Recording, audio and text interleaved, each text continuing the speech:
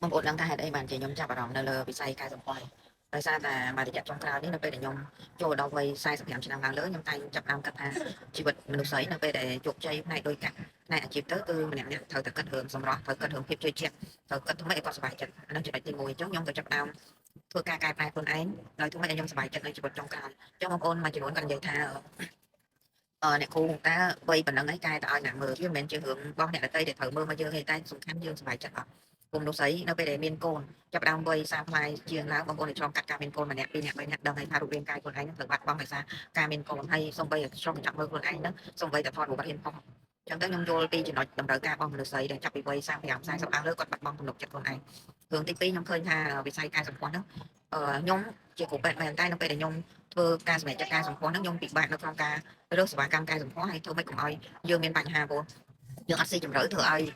ពួកបែរនឹងអាច